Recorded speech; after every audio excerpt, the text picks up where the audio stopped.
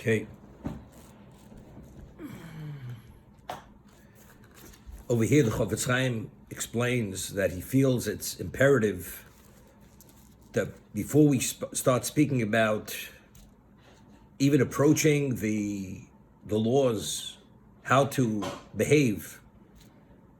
Of course, we had discussed it earlier, one has to be fully proficient in the laws of what's permitted to be said, what's not permitted to be said. And he says you should review it many times to achieve this level of proficiency. And every once in a while, one has to go back and review them, as in anything, to be on top of your game, so to say.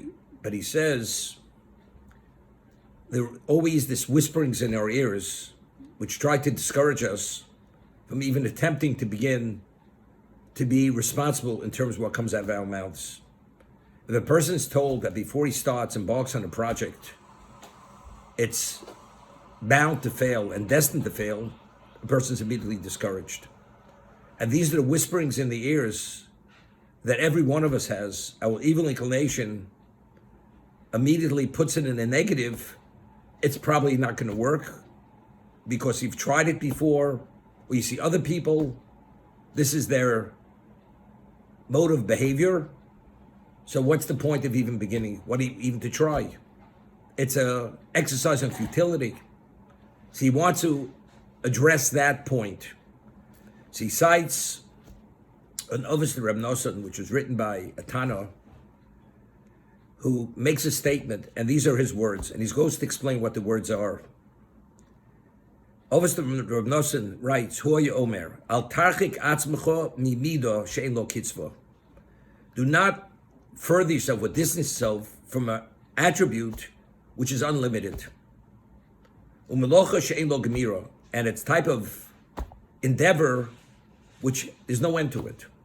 Again, it's an attribute which cannot be quantified, and it's an endeavor or chore which is endless. You cannot complete it. You know, it's interesting. We just read in this week's in Pirkei Avos. Now we're doing it right before Rosh Hashanah. We do 2 chapters a week of Pirkei Avos. So one of the Mishnayos writes that Lo alecha amlocha ligmor. When it comes to the study of Torah, it's not for you to complete it. Because right away, a person says, what's the point? How much will I know? Will I be the great Torah sage? And even if I study as much as I study, people who pre-existed myself, even during the generation or before my generation, that I pale in their presence in terms of my knowledge. I have a pittance. So the Mishnah tells us in Pirkei Avos, you realize you only do your best. You can't do more than your best. Lo alecha amlocha ligmor. It's not for you to complete the chore. All you have to do is engage as much as you can. So here also, the Tana is telling us there's an attribute which cannot be quantified. It's an endeavor, it's a chore, it's endless. You cannot complete it. You know, very often you have 2 types of people. Person has a phenomenal idea, and a person who's very optimistic and has a sense of confidence in himself, and he's not out of touch with reality, he believes it's worth a try. It's worth giving it a shot, as they used to say. The other person hears about it, he says, what are you wasting your time? You know, you don't pay attention to that person. The person who is optimistic and is upbeat, he says, look, I'm not interested in hearing what you have to say. Unless you have something to contribute, I don't want to hear what you have to say. But other people, they kill it, it's dead in the water before it starts. They don't want to hear it because they have this negative, this pessimistic, or lack of positiveness. Therefore, they don't even give it a try. And it's not only idealism. You know, most idealism you find by young people because they've never really experienced failure. A person who experienced failure many times throughout his life, you see usually less idealism because a person so-called is more in touch with reality. But a young person who's never tasted failure, he believes he will succeed, he will achieve, which may not be the case. But factually, you have people who have succeeded and they know there is a strong possibility they don't give up. And they do whatever they can to be able to succeed. So The Officer of Nosson writes, there's an attribute which cannot be quantified, and it's a chore, an endeavor, which is unending. Vamarti, so the Chafetz Chaim writes, what the Officer of Nosson is telling us in regard to the midah, the attribute, he has relevance to our discussion. He says, it's known that the evil inclination seduces us to abandon this consideration of Shmir Saloshon, not even to consider beginning, to be vigilant about what comes out of your mouth, and to study all the details, the applications. It's something very complicated. It's too detailed oriented. Because it's like unending. What you have to know and to be careful. You live a day, you can make it. But a whole lifetime, to be careful and be vigilant, who are you fooling? And that's the basis for his seduction to discourage us. We read in yesterday's Pirkei Avos also that a person should do tshuva the day before he dies. So, of course, the obvious question is, does anybody know when he's going to die? But if you live your day as if it may be the last day of your life, and that's the way you live your day, then the person does tshuva every day of his life, because you never know when that last moment will be. So it's true. A person is going to live 90 years. You're 30 years old. This seduction of the Yetzer Hara is, the evil inclination is, do you think you could survive this? But if you take one day at a time, you're able to chip away at it. It's again, if you could go into that mode of mindset, I deal day by day. I'm not looking, what's going to be in 3 years from now? What's me next week? Could I have a responsibility? And God wants me to do it. And if you study the laws, there are multiple, endless negative transgressions, negative and positive. So evidently, if God is commanding us that we must, evidently it's within our ability to be able to succeed, as much as he wants to discourage us. But he'll say, but look how many people have failed.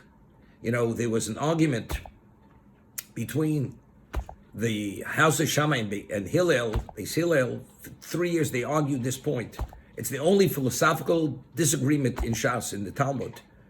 Noach lodem shenivro or Noach lodem shelo nivro. Was it best for man to be created or not be created? They debated this issue for 3 years. And finally there was a consensus. They both agreed, Noach lodem shelo nivro. It's best for man not to be created. Why? Because most people fail. Most people don't make it. They don't make it soon as they're out of the starting gate, they're off the cliff. And that's the way they are, most people. So evidently it's Noach lodem shelo nivro. It would have been best for man not to be created. So, but what should you do? To make the best of it. Yifashrish b'masav v'mashuv b'masav. But if you're focused and you're deliberate and you take life more seriously, then you have a chance. Since most people are not detail-oriented, they're not focused, they're not vigilant on that behavior, they live reflexively by rote, therefore they gloss over many things they shouldn't gloss over. But a person, it's like, a person gets into a rented car, leased car, rented, I'm not using the word leased. So, he pays for, he actually, if he's not really a responsible person, he actually drives the car in almost an abusive way. It's not his car. Does he notice what's on the road, what's not on the road? He has instantaneous road service. He hits a pothole. He's not even looking if it is not, because he's not taking it seriously. He's irresponsible. But a person who lives his life responsibly, which most people don't within the context of we're speaking now, they will be able to succeed. They have a good chance of succeeding. And because it's so difficult, the value of that success, it is valued at another level. So the seduction is, why bother? And even if it lasts, how long do you think it will last?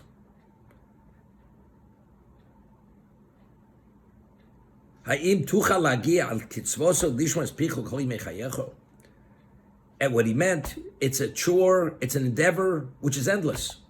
It's not a day, it's not a week, it's not a month, it's a lifetime. Then he speaks, he discusses.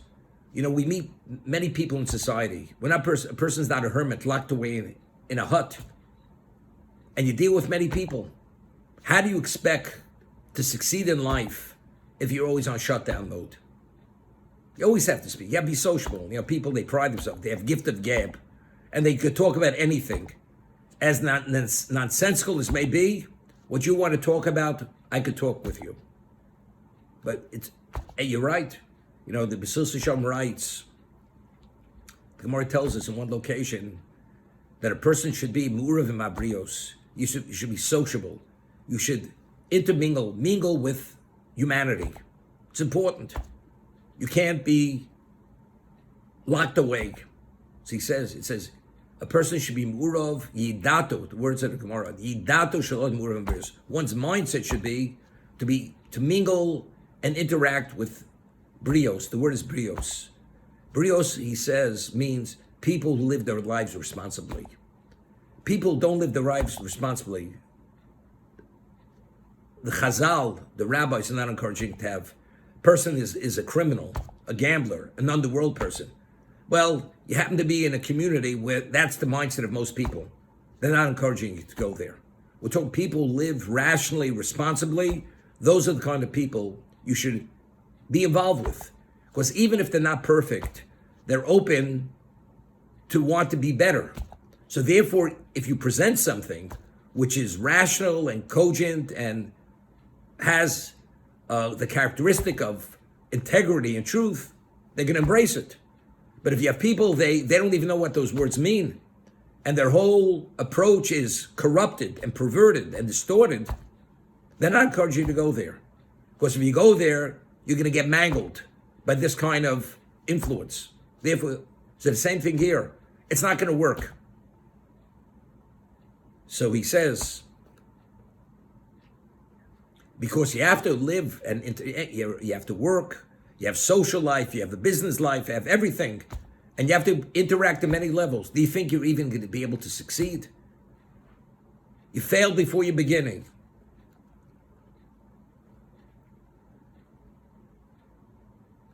So he says, therefore, the officer of Nosson says, don't be discouraged. Even though it's an attribute which is not quantifiable. It's a chore, an endeavor which is unending. There are many scenarios you can be confronted with, and you have to contend with all of them. So he says, the Chafetz Chaim, he says, the person, let's say, he says, take the first claim. Let's take one at a time.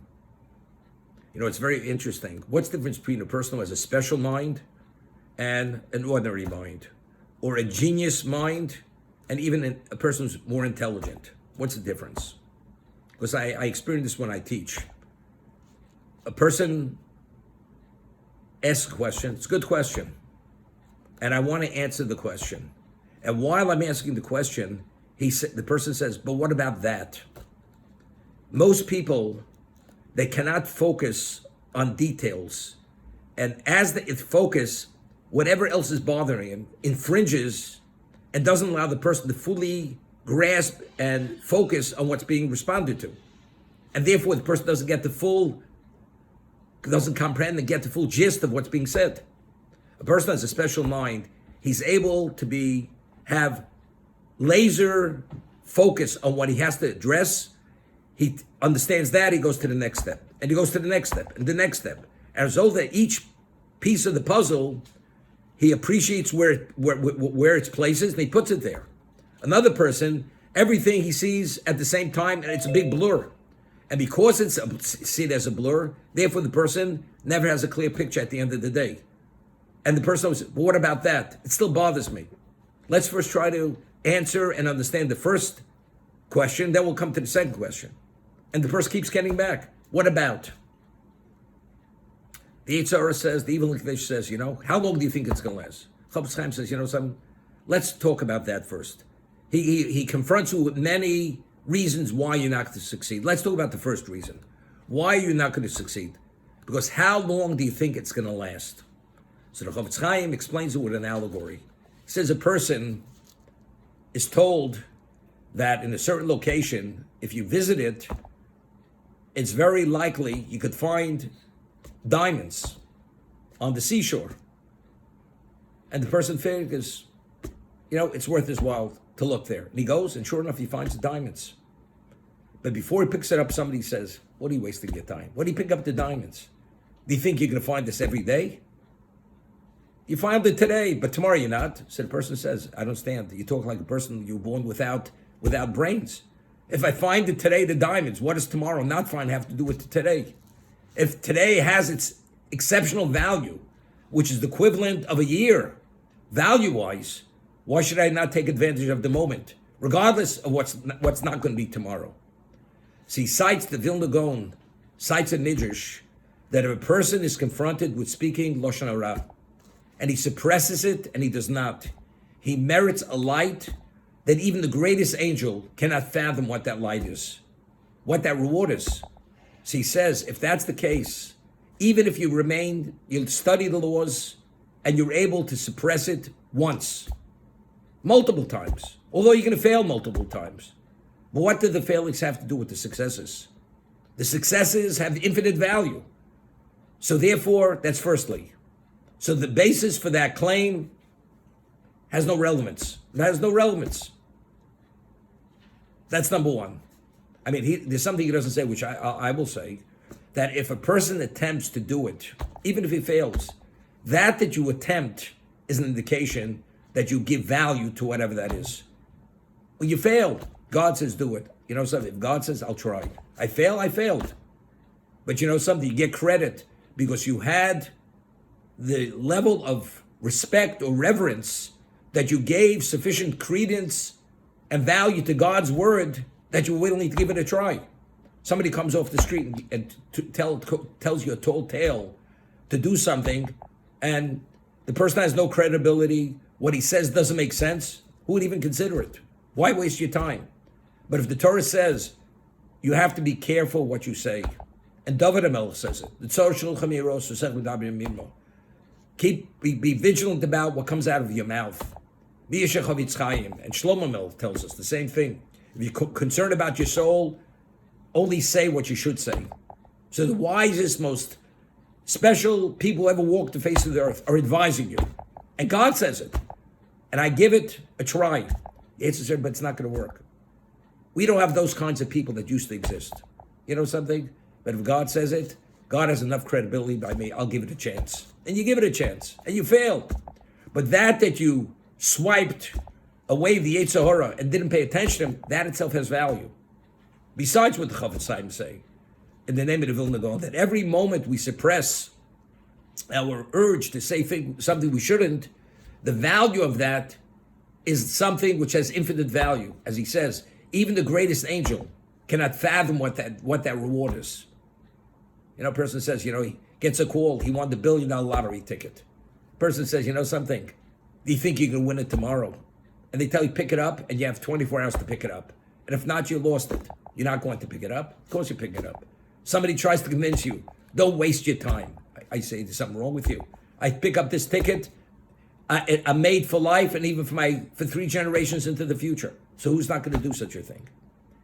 It's very interesting. I always say to people, anybody who's an observant Jew today, anybody, or especially a Baal Tshuva, if he attributes and he credits himself that he's able to maintain himself as an observant Jew, he's an arrogant person. Why? Could you imagine a person is being confronted with a tsunami, a typhoon, and a tidal wave, and an earthquake, all taking place simultaneously? Could you survive it? Impossible. The society we live in, the external influences, the levels of distraction, all the draws to everything which is the antithesis of holiness and spirituality, we're continuously, every moment of our existence, bombarded on an obvious level, a subliminal level, every level. How do we survive it? You know what the answer is? The special divine intervention that God gives you the inner ability to have a sufficient degree of clarity and inner strength to be able to deal with all these issues and to see it differently than society sees it, to see its value. It's called siyata d'shmaya, divine intervention. Now, why do we merit it and other people don't merit it? Is it because we see it better, we understand it better? No. Every one of us had somebody in our past whether it was a grandfather, a great-grandfather, who did something special in his life. And in the merit of that, that's why we are able to survive these unrelenting attacks at every level. It's called schus avos. Every one of us has schus avos. If we would not have the merit of our previous generations to come to assist us, we couldn't survive. That's the answer. So whatever the Yetzer Hara says, the evil inclination says, but how could you survive it? Most people don't, but most people don't even consider what I consider. Why? Evidently, I'm different. So evidently, I have something going for me which other people don't have going for them. That must be the answer. So whenever you succeed for a moment, that moment, the merit of succeeding for that moment will make you worthy to succeed another moment. And what about your family? What about your children? To do things, because in the merit, what you do, as the reason why you're connected to some degree, is because somebody who had done something previously in an early generation, whether it was a grandfather, a grandmother, whatever it was, and that's why you're where you are. So when you do for yourself, for your own children, you're always generating credits. Look, we say every day in the Amida, the patriarchs lived over 4,000 years ago, and we're still drawing on their account. Do we know the value? We had just in Pirkei Avos this week, we have certain people here who are very attracted to Pirkei Avos. It says, Havizor b'mitzvah kalo ki b'chamura. You should be as careful with an ordinary mitzvah as a more severe mitzvah, because we don't know the extent of the reward of a mitzvah. How do we quantify? Putting a penny in a tzedakah box, giving something to a poor man. Do we know what its value is? Well, we help the man. He's going to be able to survive another 24 hours. That's not what it's about. That's what you did. But the innate value, it's interesting. We read in this week's reading, Parsha, certain people that were on vacation this week, they came back, they were able to have the calm, they were able to focus, especially, they didn't have to be in shul so much this week, because they have the outdoor minyanim. So it says in the Parsha that if a person is harvesting his field and he forgets a sheaf in the field or some of the gleanings, he has to leave it for the poor. And you'll be blessed for this. So Rashi cites the Midrash, that the Midrash says, here you didn't even intend to give it to the poor man. It came about as an oversight. You forgot to bring it in. And when the poor man takes it, you don't even know who that poor man will be. And the Torah credits you in a very significant way. So if a person loses a penny, even a penny, you don't even know what's going to be found. And a poor man should find it. And the poor man will be a beneficiary of your loss. Your account is accredited because ultimately a poor man benefited from what you lost. But you're not aware. It doesn't make a difference what you're aware of. If that is the reality, God rewards you. So you understand what's going on here. So what do we understand? You're not even aware what's happening, and all of a sudden your account is credited. Where did it come from? It's like, there was a story with Howard Hughes. Person literally was holding at the poverty level. After Howard Hughes dies, about 6 months later, he gets a call from Howard Hughes' lawyer that he would like to speak to him because he left him in his will. And he left him $10 million. The man was an eccentric guy. So he couldn't understand. He doesn't know who Howard Hughes was. Why did he leave him $10 million in his will? The story was, Howard Hughes, I don't know, maybe 30, 40 years earlier, was going through Hagerstown, Maryland. He had to be there for some reason. And there was a bus depot. And he had to use the restroom. In those days, they used to have pay toilets. And he needed a dime to get into the pay toilets. He sees this person. He says, hey, buddy, you have a dime? He says, I need it for the pay toilet. He gives him the dime. He uses it, comes out. He says, by the way, I'd like your name and address. That's all. He says, why? He says, I just want to know who you are. You did me a favor. I just want to know. Because of that 10 cents he gave him, years later when he died, he left him in his will $10 million. But it's 10 cents. Today, at one time, what you're able to buy for a nickel or dime, a Mars bar, or Nestle Crunch for a nickel or a dime, Today you got to pay half $1 or $1 for that, and you pay tax on top of it. So what's the value of a dime? You see what the dime brought him? $10 million. You put the penny in the tzedakah box. Do we have any idea what that activates and what that generates? The Chafetz Chaim writes, he has a work, it's called Avas Chesed, loving kindness. He cites a Zohar that a person who does exceptional chesed, kindness, we know God sustains the world. And the Talmud discusses God's daily schedule, what he does during certain periods of time. A certain period of time, he sustains the world in its entirety, from the greatest creature to the microscopic creature. Now, and that's chesed. That's God's kindness. We say every day in the Amidah, Mechalkel Chaim bechesed. God sustains life with kindness. So the Zohar says that a person who does chesed, in the merit of that chesed, God will sustain the whole world in its entirety. And there's an announcement to the world, which of course we don't hear, in the spiritual realm, that all God's chesed today is attributed to this person because that person did exceptional chesed. So where we say, what is the value of my action? You help a poor man. You go out of way to help a poor man. I helped him. Just that alone, we can't fathom or quantify the value. But if, let's say, that act was so special that all God's chesed to the whole world is accredited to you, is that quantifiable? Do we have any idea? I'll give you an example. Rabbi Yisrael Salanter, he was the most special Jew of his generation.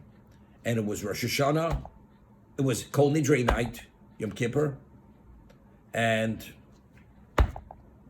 he wasn't there. They couldn't imagine where he was. And he came late, and they said, where were you? Of course, he wouldn't divulge where he was. It was found out there was a widow with orphans who needed help. He felt it was more important to attend to the needs of this family rather than being in time in shul on Yom Kippur for Kol Nidrei. You know what level of consideration that is? What level of sensitivity you have? The woman, people never enters their mind who she is, or her needs, or what her issues are. This giant, he's busy attending to what her needs are because she has to contend with her orphans. Yom Kippur night, to make sure that she has enough to feed her children on Yom Kippur because they're minors. What is the value of that? Oh, Rabbi Yisrael is a tzaddik. Forget about him being the tzaddik. But what is the value of that chesed? You never know that special act. You never know what that activates. It's not you help that person. Now, because you did such exceptional chesed, all the kindness to the world, God says it's in your merit. You know what that is? This is not fathomable. It's not fathomable on an individual level. On a global level, you can't relate to it. You mean it doesn't pay? People sleep 2 days in Yankee Stadium to be able to get those tickets for the final World Series game. They'll sleep in sleeping bags. They'll sleep like homeless people. They may be robbed while they're sleeping. They wake up, their Gucci shoes are not there, right? But they're waiting to get in there. You know what it means to go to the World Series, to get that ticket. And they may even make scalp it afterwards to make some money on it. You know? Unbelievable. Here we're talking about infinite, global, a dimension we can't relate to. And the evil inclination said, what are you wasting your time? Chafetz Chaim says, you go to the person and says, and if you find those special diamonds, you find them today, what about tomorrow? What does tomorrow have to do with today? Therefore, immediately you dismiss this nonsensical point. You don't even want to pay attention to it. What are you wasting my time for? That's the first response to the evil inclination.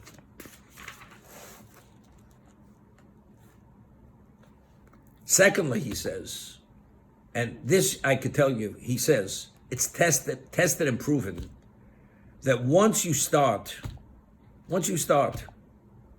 you will see, due to your conditioning, even if you fail, even if you should fail, when you say something wrong or something inappropriate, you know you said it.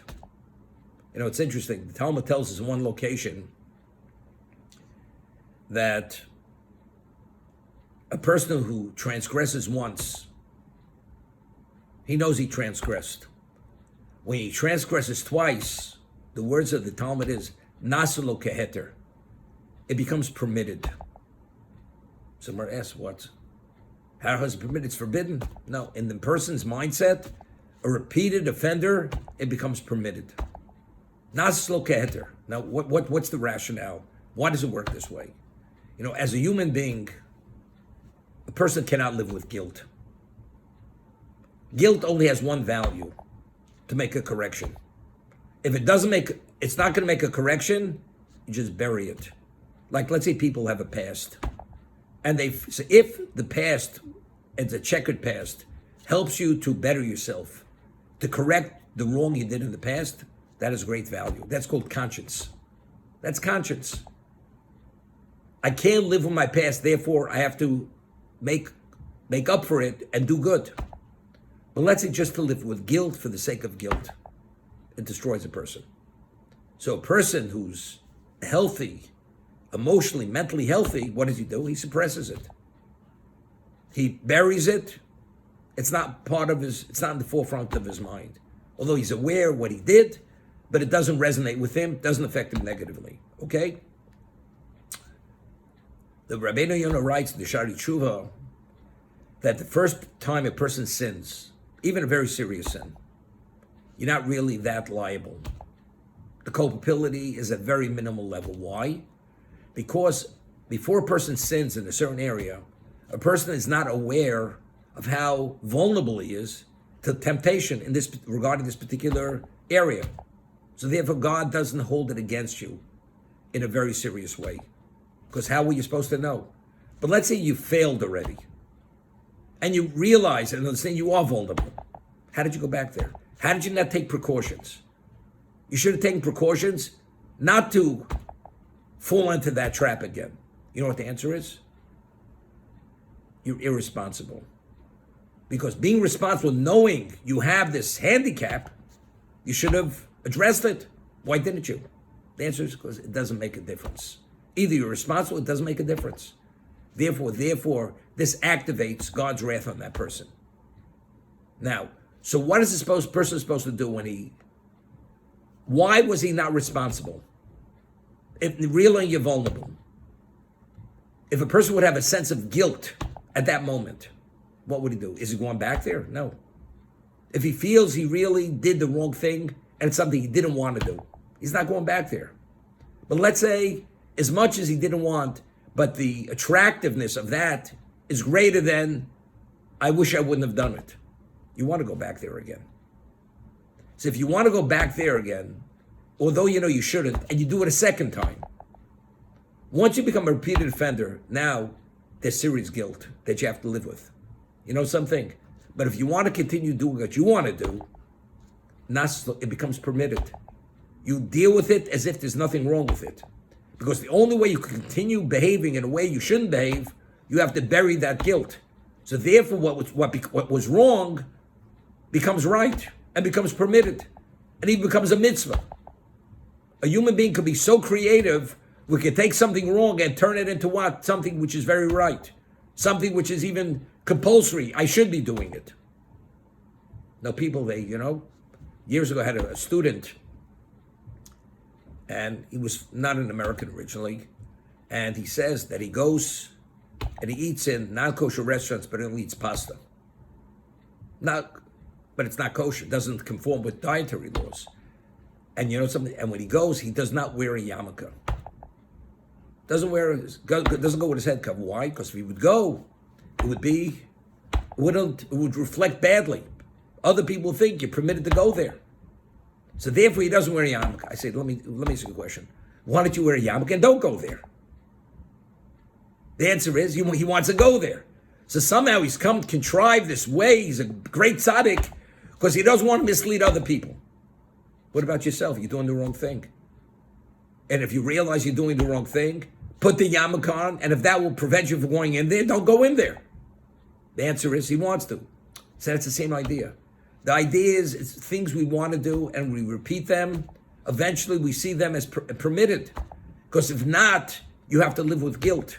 And we can't live with guilt.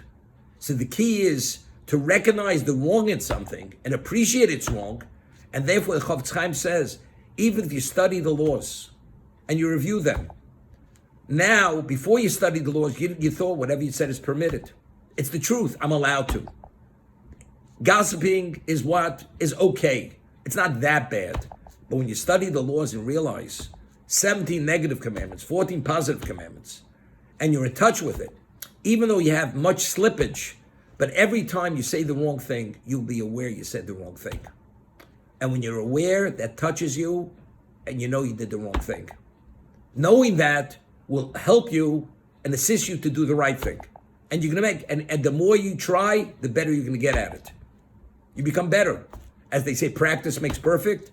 You'll become perfect, not only because practice makes perfect, because when you do the right thing within the context of mitzvah, one merits a special siyata d'shmaya, a divine assistance to succeed, because God wants you to succeed, because you're doing what He wants you to do. And He's not going to tell you to do something which you can't do. And as we discussed, if not for God's intervention continuously, it is impossible to outwit the evil inclination. Because every one of us are the equivalent of an addict. And the moment we start craving whatever it is, you can't contend with that craving. God immediately has to neutralize it. It's like a person has a craving, he has to take some kind of medication to be the antidote to stop the craving, to dispel it. If you want to do the right thing and you do whatever you can, God continually provides you with that antidote. Dispels it, you take control. And the more you do it, the better you get at it.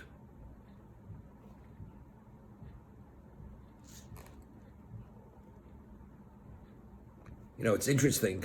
He says, what about you try and you don't even succeed once? You're already trying for a month, 2 months, 3 months. You can't get off the ground. And, you know, there's an expression in the Talmud, kol has-cholos koshos. Whenever you embark on a new endeavor, a new project, there are always complications and difficulties. As they say, you have to get over the hump. Once you're over the hump, then you're able to go. But to get over that hump initially, I tell many stories. People going back many years ago, they were supposed to come to Yad Avram the first day. They were supposed to come for a minyan. The person didn't show. I said, what happened? The cab was in a car accident. Another story, something else. When you want to do something right, he will try to trip you up in the worst way. Tell you a story. There's a person who's people who were Yad Avram many years ago. His name is Eduardo Elstein. Eduardo Elstein he lived in Buenos Aires for many years, and he was a very successful Jew. He's a young man, his 50s. Today, he moved to Israel, and he is one of the richest observant Jews in Buenos Aires. Succeeded tremendously. He came to New York 33 years ago, and somehow he got involved with Yad Avram to study. He's a very bright guy, and he would spend maybe 3 hours a day studying at Yad Avram. And one day he says to me, and he would even come we used to have lunchtime classes, like the one that Larry's aware of, Shai Gold's office.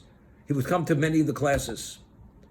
And I had a class then it was called Thompson Medical. I had a class, Slim Fast. Thompson Medical. For 11 years I gave a class there in Gemara, Talmud. And he was supposed to come. He didn't show. So I said to him, what happened? He says, the story is 33 years ago. He says, I was supposed to have an appointment with someone, and I went to the appointment. I felt it was important. I went to the location. He wasn't there. So he said to me, he made a mistake. He should have really come to the class, because at the end, the appointment never happened. Next day, he's coming down his building, and he sees a man with an attaché case, and they look at one another, and he says, "But what is your name?" And this person was the person he was supposed to have a meeting with. He was coming to the morning class in the morning. It was like 7 o'clock in the morning. So he says, so the person says to him, we missed the meeting yesterday. Let's do it today. He says, I only make a mistake once. He says, yesterday I was supposed to go to a class. I didn't go because I was supposed to have a meeting. So evidently, I wasn't supposed to have the meeting and pass the class. This morning, I'm not going to make a mistake. I'm going to the class. We'll have the meeting some other time. Okay? That's the story. Kolas cholas koshas. Who was this person? This was Soros. This was George Soros. He became a partner of his. He regretted he ever became a partner of his. He was involved with him for about 10 years. He invested with him, gave him a certain amount of money, and eventually he was going to take him down. Till he paid him off and he was separated from him. He regretted the day that he got involved with him. I'm just telling you the story. But it started with, he missed the class, he was going to miss the second class. Whenever the evil inclination could trip you up to discourage you from doing something, he's first and foremost. He's there, right? He's the what? He's the welcoming committee, so to say.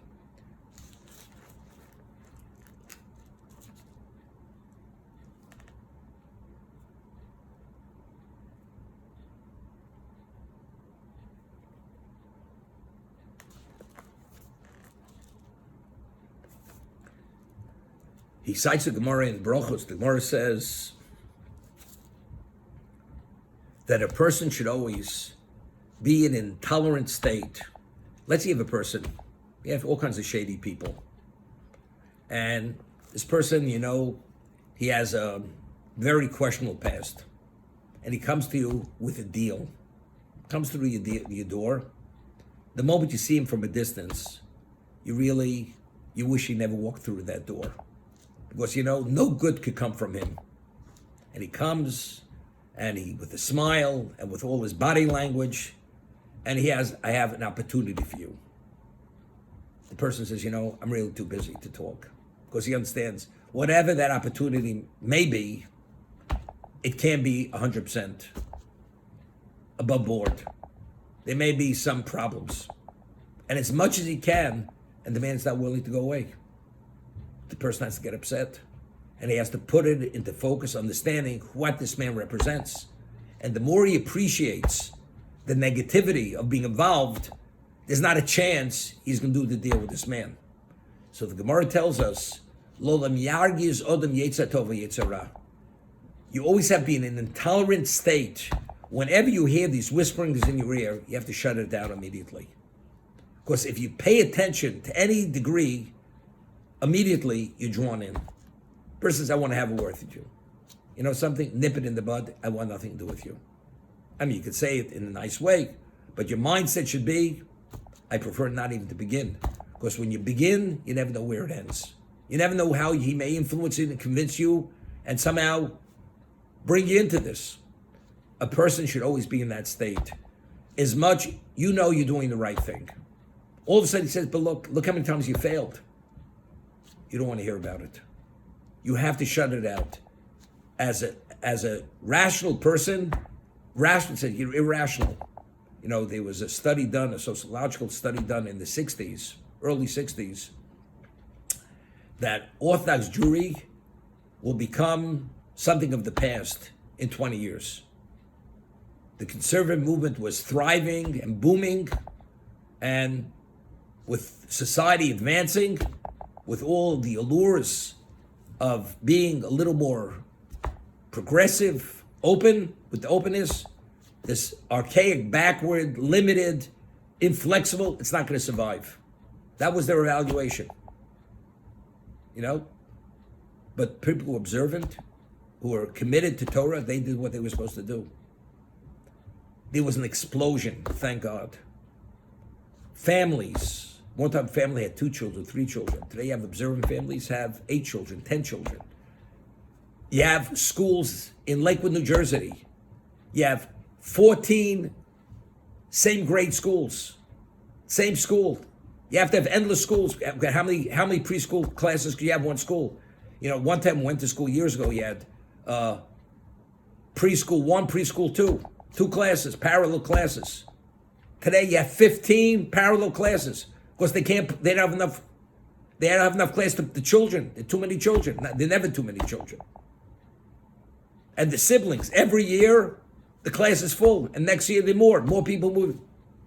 Baruch Hashem. Explosive.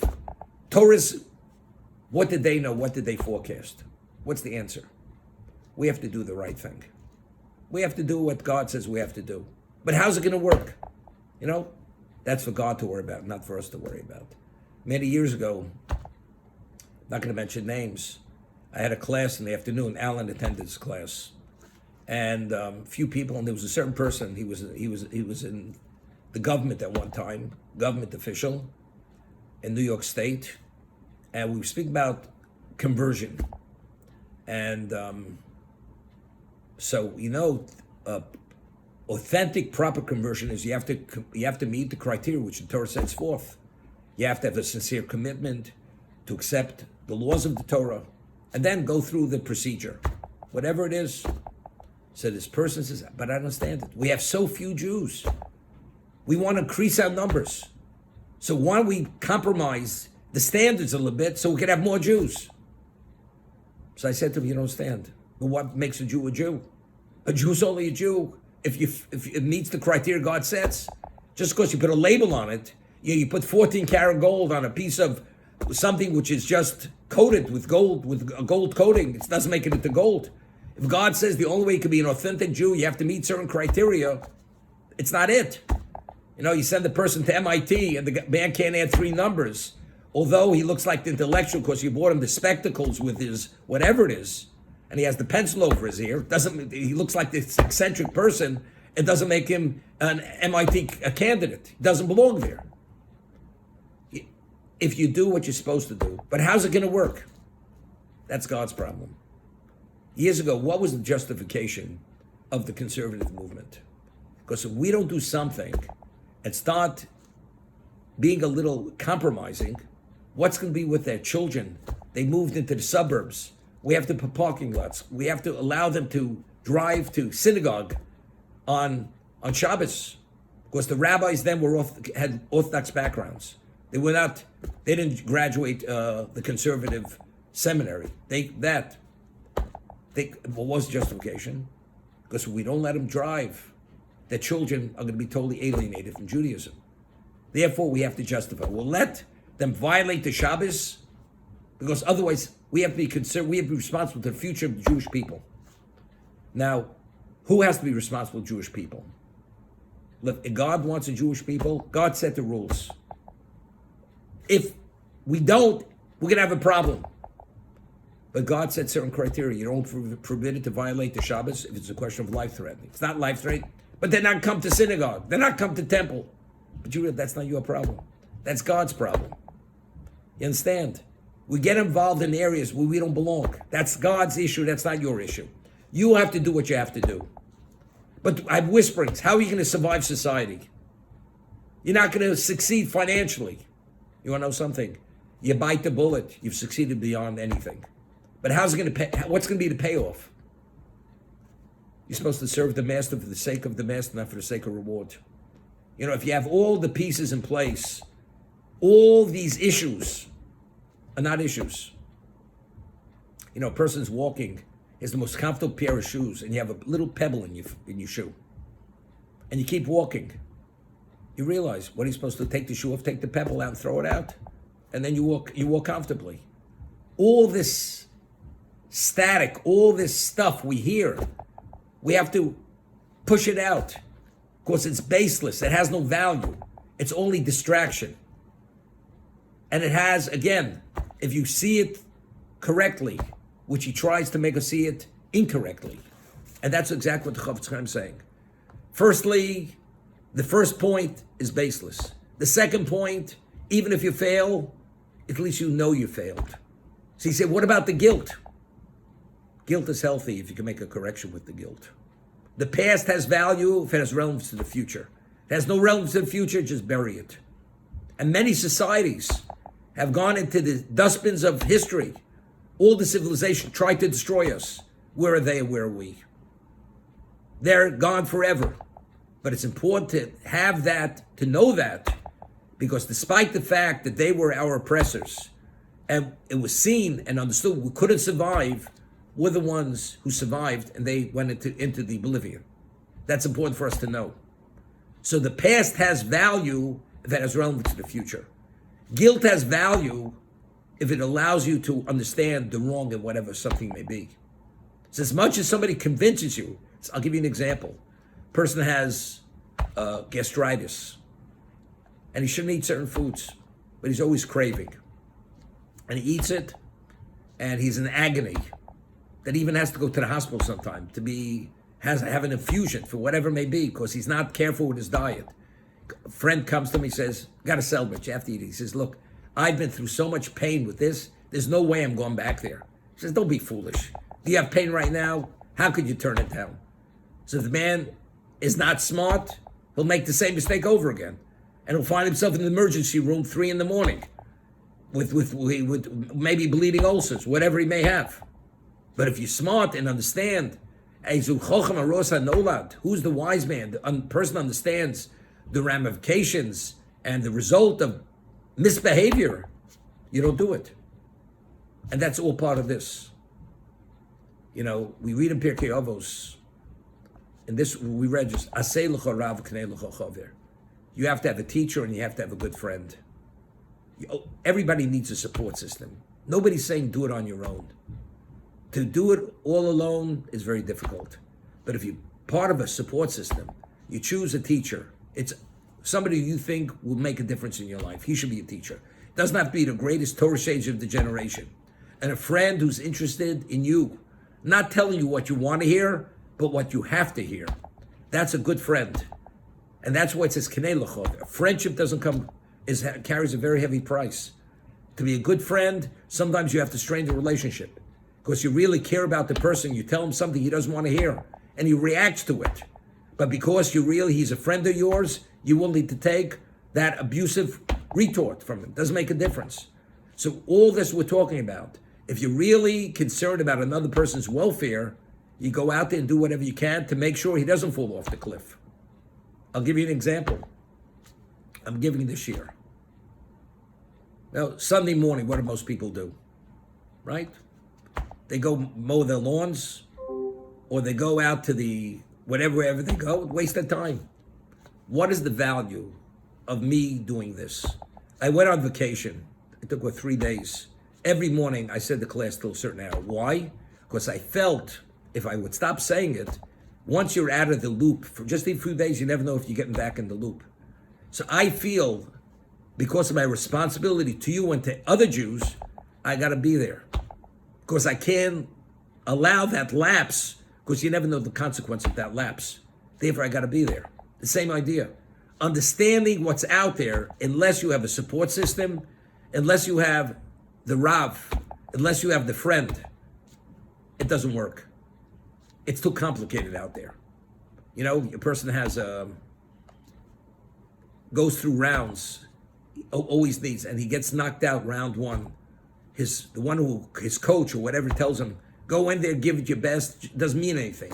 And you give every sense of encouragement, go in for the second round. And if he has the chance, he'll knock out his opponent. It's the same thing. We're 24/7, every moment of our life, we're confronted with this formidable foe, literally, overwhelming. But we got to know ultimately we're going to beat him. Why we beat him? Because if you believe you have the backer, and we do have the backer, he will back us, and we will succeed. And that's reality. And that's the value of studying these laws and continuously giving examples how people who believed they would fail succeeded.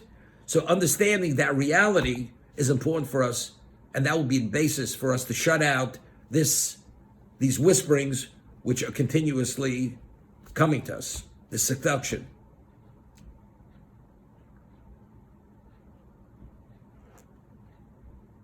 So he says he heard from a great Torah sage. He doesn't mention his name. Person begins the Amidah. And you feel you can't get the mindset that you can focus and you have any sense of feeling. And let's say you said the first 3 blessings in the Amidah, and they weren't up to par. So the person says, something, just going to go quickly through it. So he tells over a story that he was sent out with a basket of fruit to sell the fruit. And all of a sudden, a bunch of vagabonds came and they started to steal fruit out of his basket. And he has to bring home money to his mother. He's not often selling the fruit. And he realizes they're going to steal all the fruit. He's left with nothing. So a wise man comes to this little boy and says, don't be a fool. As they're grabbing, you grab. If you let them grab, you're holding the basket. You grab fruit out of the basket and run with the fruit. At least you grab the few fruits that you're able to salvage. So he says, the Yetzer says, you missed the first 3 blessings. The Amida has no value. Just keep going, finish it up. No. Even though you had this person coming, or this power undermining the value of what you could have had, but why give it all away? There's always so much we're able to accomplish. Don't be discouraged. It's the same thing. We can fail multiple times, but every time we succeed, it has tremendous value. And whatever we're able to salvage and grab and take, we have to take. And we have a right to take it because it's rightfully ours. As much as he convinces you that it may not be yours or may be futile, doesn't make a difference. And these are the words of encouragement of the Chafetz Chaim, and therefore, that's why I feel the study of this and investing time in this has unlimited value. Everybody should have a good day. We continue tomorrow at 12 o'clock, 10 to 6 tomorrow morning. We have Daf Yomi today at 11 o'clock. Whoever's learning Daf Yomi. Okay. Thank you, Rabbi. Be well. See you at 11. See you at 11. Be well. Thank you, Rabbi.